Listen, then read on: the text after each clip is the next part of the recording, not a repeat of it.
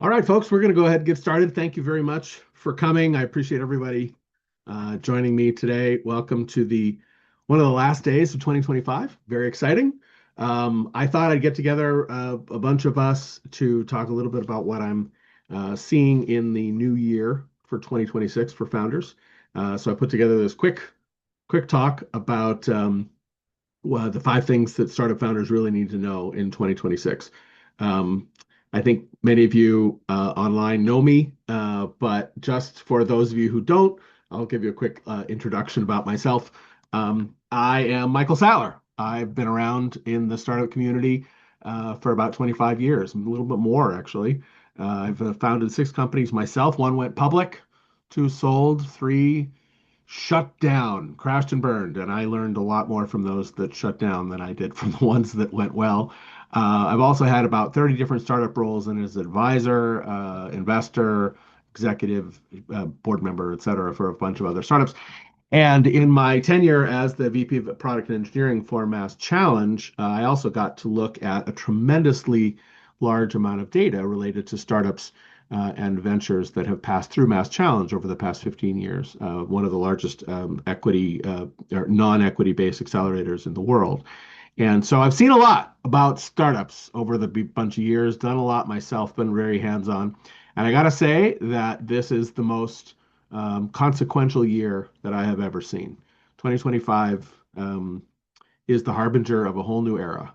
And I want to talk a little bit about that as I go forward, just to give you a sense of where I've been over the past 25 years. These are some of the brands of some of the companies that I've been associated with, starting all the way back with my first startup right out of business school in 1998 and going all the way up to a venture that I'm working on now called Amanuensis, which is an AI-driven writing application.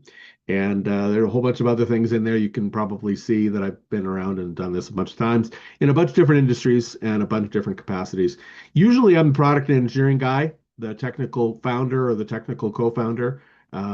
Sometimes I'm in operations, sometimes I've been doing other things as well, but I've seen a lot from a lot of different perspectives and learned an awful lot. So again, this is one of the most consequential years that we've ever seen. So I wanted to sort of sum up a couple of quick things that any new founder in 2026 is going to want to know. And let's get started. So I'll take you through this really quickly. First of all, here's are the five things. The first thing is that AI is going to change almost everything. Um, I've lived through many technological revolutions in my life, from the World Wide Web to mobile to digital media, et cetera, and I've never seen anything like this. The capacity that AI has to change the way things work is radical. Now, when it comes to startups, um, I'll say that before the era of AI, which I really date to the past 18 months to 2 years from a startup perspective, really the rise of mainstream LLMs with ChatGPT and their ilk. Before that era, when you were building a startup, you had a couple of different things to do. You could plan your startup, write a big business plan, do a lot of research, et cetera, et cetera. That was cheap, but it was very time consuming. But building things, digital products, even real products, et cetera, was risky and it was expensive. Selling things was risky and expensive.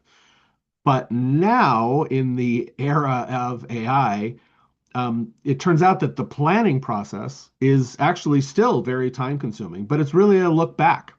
It's not a look forward. And very little of what you'd learn from putting together a business plan, in the 2025 or 2026, looking backwards at performance is going to tell you anything about how the market actually works. It's going to change too quickly for anything that you do to stay current. So that's one big change. The other big change is that building things, especially with AI, is now radically cheaper. I've been estimating 20 times cheaper than it used to be. And it's also very low risk. You can build things very quickly for very low cost, throw them away if they don't work, adapt them, change them, etc. It changes everything from a build perspective. And of course, from a selling perspective and a marketing perspective, it changes everything there too. The ability to get in touch with folks, the ability to reach out to customers and validate them, etc. It's changed radically. It's cheaper and it's less risky. So a lot of the assumptions that people make about how startups should be built are based on a bunch of assumptions that are now out of date. And in the long run, we're all going to realize this, that A lot of the best practices and traditions and customs that we've used in the startup community for the past 35 years just don't apply anymore. So that's the first thing that you got to know about 2026 is that the dynamics are very different. And we're going to be learning about how things, we're going to be start seeing things that don't work that used to, and we're going to start seeing things that do work that we never thought about before. So this is an era of change, no question about it. But I will tell you that there are a couple of things that haven't changed. So that's the next big piece about, what I want to talk about in 2026 is that much as AI is the headline, the other really important things are the things that haven't changed. So I want to make sure that this is sort of done in the order with which I think it's going to be most important for founders. So if you're a founder in 2026 or you're thinking about becoming one, here are a couple of things that AI hasn't changed. The first is there is only one thing that matters from a startup perspective. Only one thing. I know that sounds extreme, but it's really true. That is product market fit. I can't iterate this enough or exaggerate this, articulate this enough. If you don't have product market fit, you don't have a startup. Everything else you do, building a product, hiring people, raising money, etc., all of that is of no value if you don't find product market fit. Now, you probably have heard this before. You probably have studied this before. Let me give you my definition of what this is. And this came from Marc Andreessen, who was one of the early, pioneers in the dot-com era back in the 90s. Marc Andreessen defined product market fit as being in a good market with a product that can satisfy that market.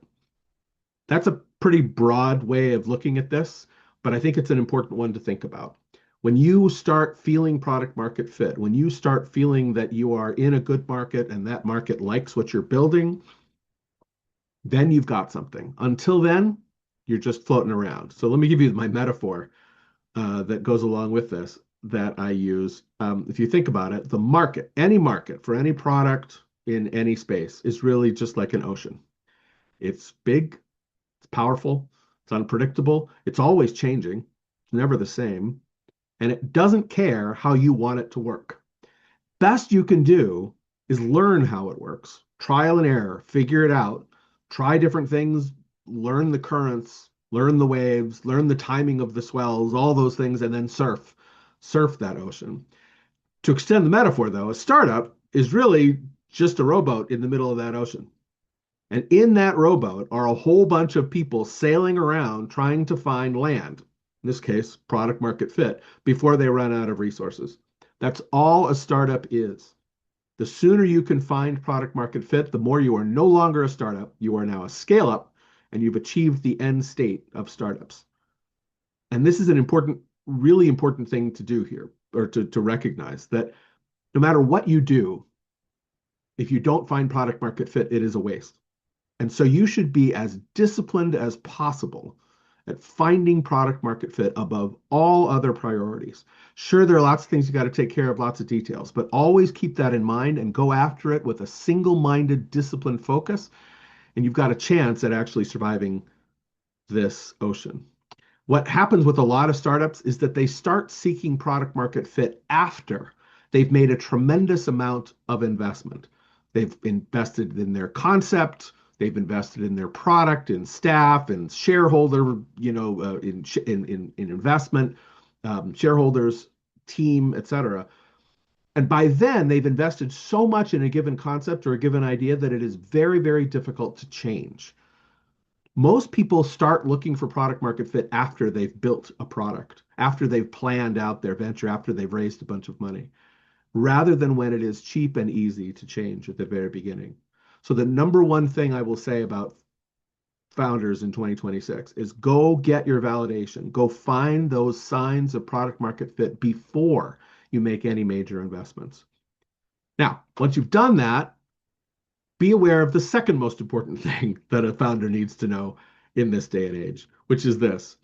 Ideas are easy. Execution is hard.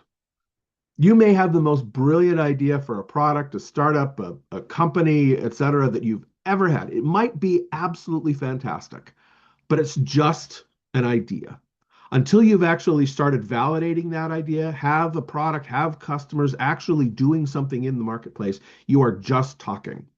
So don't imagine for a moment that you are so unique and so special that just because you have an idea, that the world will beat a path to your door. That's not the way it works. Until you execute on that idea and find those signs of product market fit, you don't have anything other than a nice story to tell at a bar.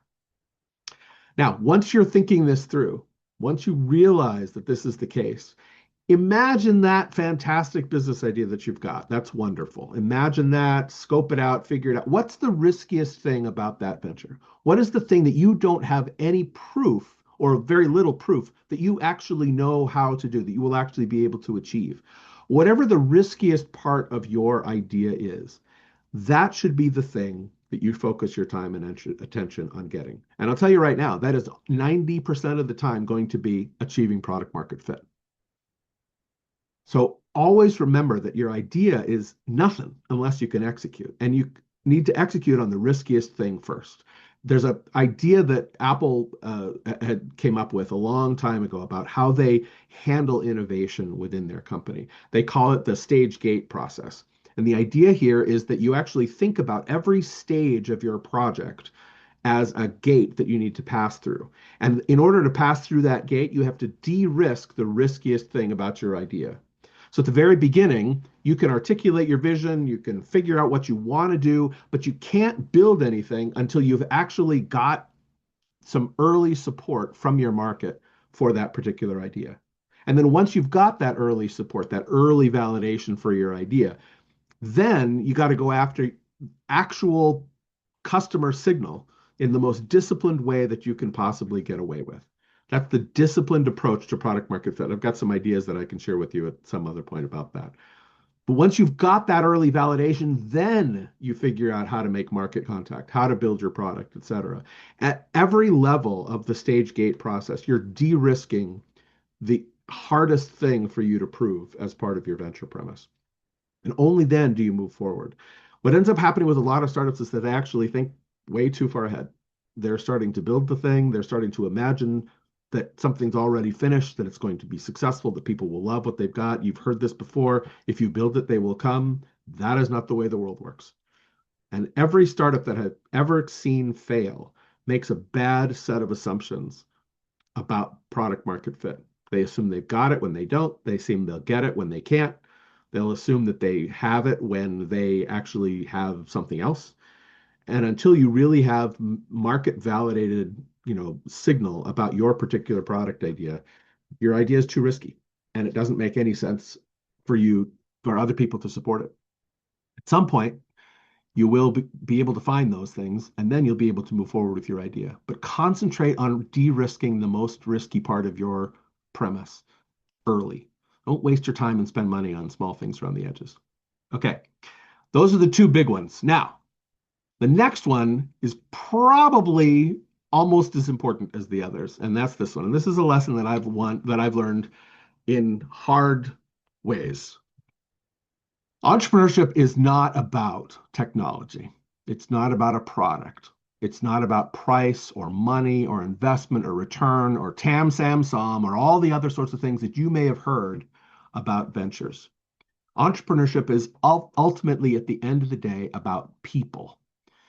Now, when I was originally becoming an entrepreneur, I wanted it to be all about technology. I wanted it to all be about measurable financial returns and other sorts of things like that. And the hard lesson that I learned is that I was wrong. It's not about those things. Those are symptoms. In order to actually be successful, any venture is about people. And whether you think about that in terms of your customers or your fans or your coworkers or your leadership team, your investors, your advisors, every single one of those groups of people, I call them circles of people, are absolutely fundamentally important to your startup. You cannot do this alone. No matter how smart you are, no matter how skilled you are, no matter how many talents you have, you cannot do this alone. You've got to start thinking about pulling people into circles, orbits around you.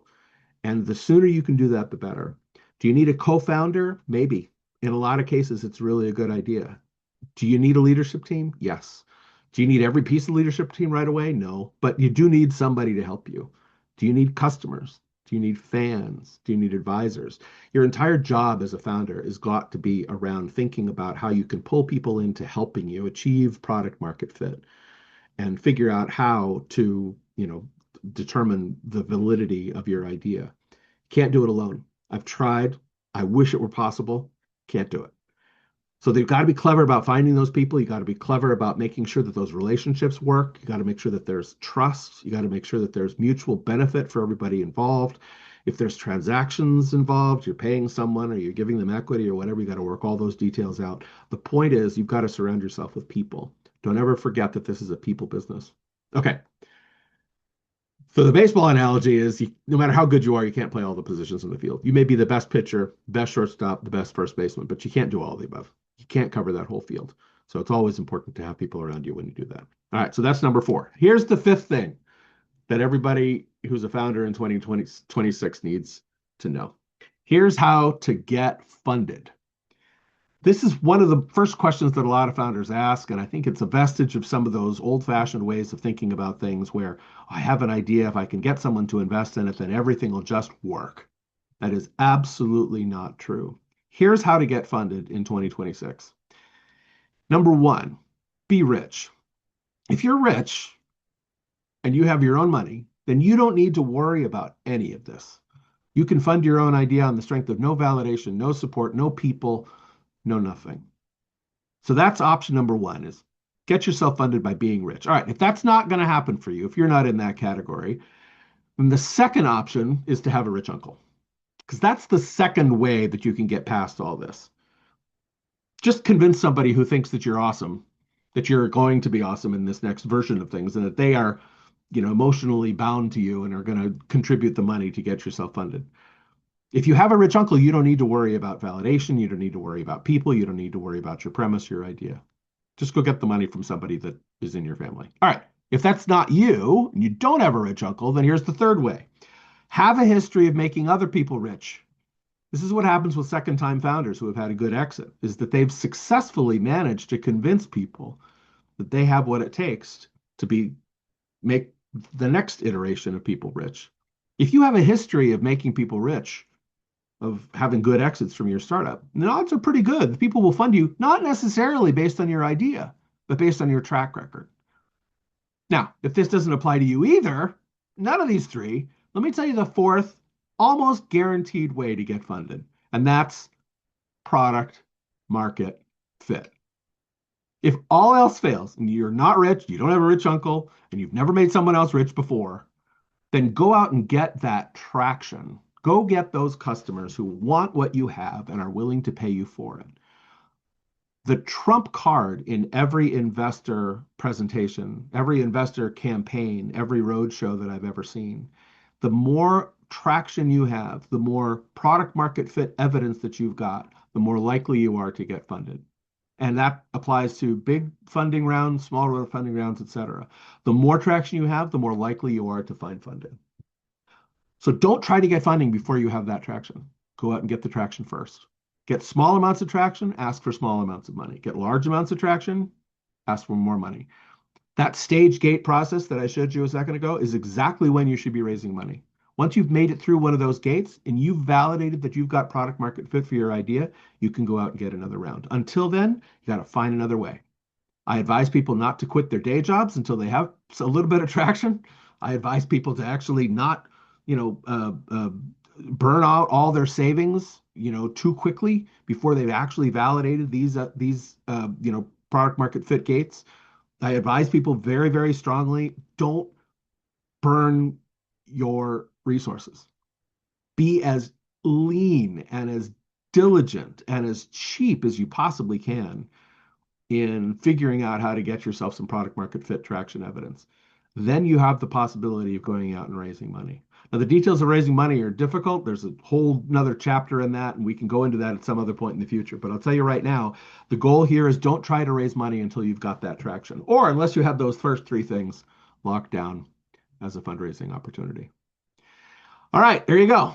That's about 20 minutes. Hopefully that's enough to give you a little bit of a flavor of some of the things that I see coming for 2026. Just to wrap things up, I wanted to thank everybody for joining today. I'm going to make this a recording available for anybody who wants to see it afterwards.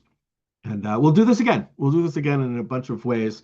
I want to remind everybody that I've been around for a while and I'm giving a Maven course that's called Founder School 101. This is a 5 session, 2 hours per session course that I'm giving to folks that takes a lot of things that I just summarized here today and goes into deep detail about how to go about doing this based on lessons that I've learned, from actually being there myself. And I'll tell you this, that the world is changing even as we speak. So it's always better to have somebody who's able to, give you a little bit of information from the trenches, who's in there right now. If you are talking to folks who were successful 5 years ago, 10 years ago, 15 years ago, they were working in a different world, different technology environment, different marketplace, different everything. Get your information and get your advice from founders who are actually in the market today. That's what I do in Founder School 101. So that's on Maven. Go ahead and look up Michael Sattler or Founder School 101 if you want to take a quick look at that one. And I'm doing about 2 cohorts a month.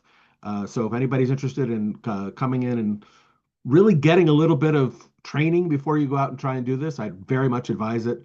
I put on the website that you wouldn't try to fly an airplane without going to flight school. Why on earth would you try and start a company without going to founder school? So there you go. There are the 5 things I think any founder really ought to know in 2026. I hope this is helpful to everybody. If you see this offline and have questions, please post them on my site or on LinkedIn, wherever you happen to see it, and I'll get back to you. And if you have any questions or want to contact me for any reason, please look me up. I'm available at sattler360.com and at thefounderschool.info. All right, everyone have a great 2026, and we'll see you later.